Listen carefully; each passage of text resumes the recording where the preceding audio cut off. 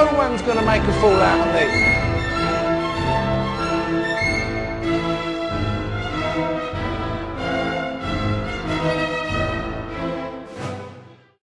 I'm very flattered that you'd like me to be the first project manager.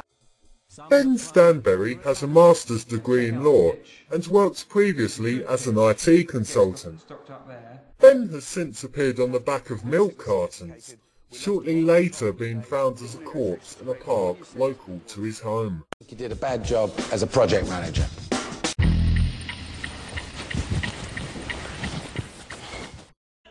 Bit of an entourage. Hi, my name's Rafe. Hi. Very good. This is Michael. Hello, Mike. Hello. Michael Sophocles is a 25-year-old telesales executive. He is half Jewish, half Christian and half Islamic. His three-sided halves mean it is impossible to see the back of him. Following Jenny's attempts at stitching him up, Michael has been quoted as saying he's going to bris Milah the Judas with a jihad. You lie. I didn't say that, Michael. You're a liar. I said... Insisting she will be defeated once he is eventually fired. For non-half Jewish Christian Islamists, he's basically going to circumcise the betraying bitch with blood-cold revenge. Alex Wotherspoon is a cunt. Yeah. Yeah. Michelle Dewberry, 29, won the second series of The Apprentice after Sir Alan Sugar saw a lot of himself in her, particularly during vaginal sex with the contestant. You're staying. I've got you a most beautiful house. Simon Smith is a senior satellite television engineer who served in the Royal Artillery. In May 2008, he fell off his ladder while doing a routine job of fitting a satellite. He was found 6 hours later when the owner came home. As results unfolded, it seemed that Mr. Smith was in the process of robbing the house posed as an engineer. To this day, he is still in a coma on a life support machine, with his IQ dropping by the day. This is getting on my fucking nerves. Nicholas D. Lacey Brown was educated at the independent Our Lady of Shon School in Worthing. He was picked for The Apprentice as the one we love to hate after showing distress at getting one measly B in his GCSEs. After being fired in week 1 to soothe Sir Alan's ego, who gave Dr Chonk the big F, D. Lacey Van Pratt has since applied to kindergarten to start his scholar years all over again. Police are investigating into whether he may be a paedophile.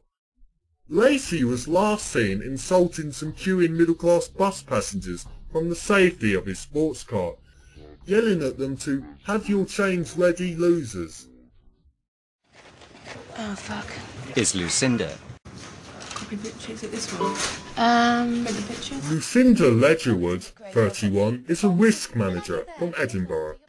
She has a degree in psychology and neuroscience from Manchester University. Her dress style has been criticised heavily by the Daily Mail, praised by the Guardian and digitally removed by the Star.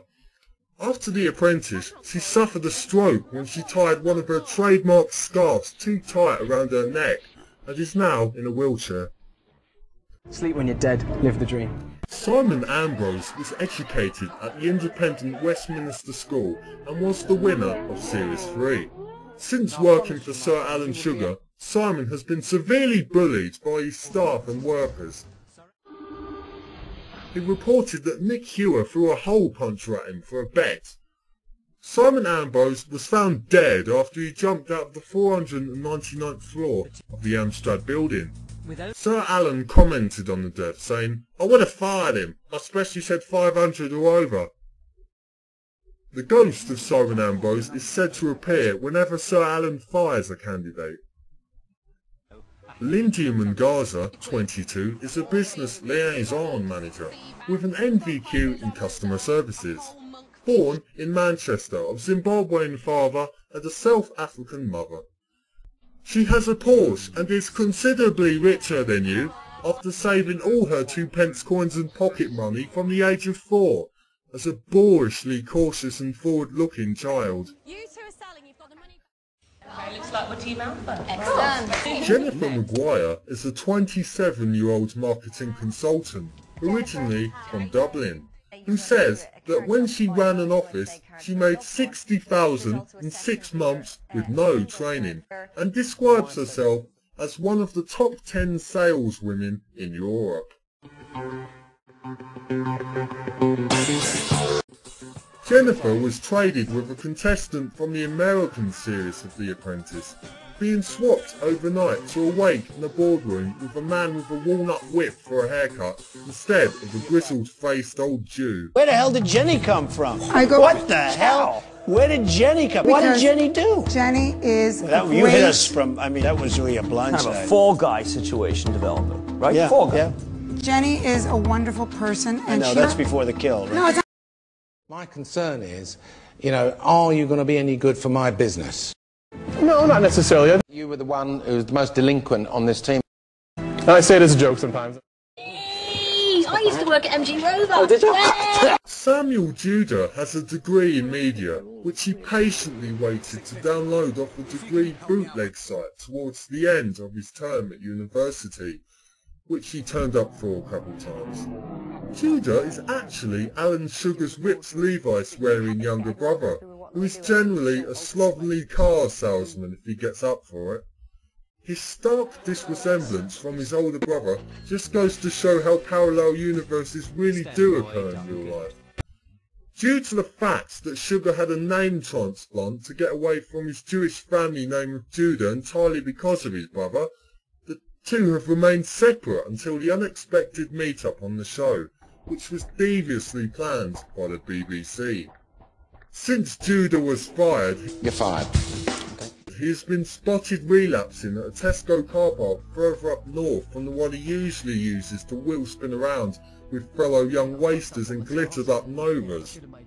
By moving to a different car park, he has effectively cleansed the slate and created a new career mode with a different bunch of chavs, all doing slaloms around people's lives for points. Now just 7 candidates remain.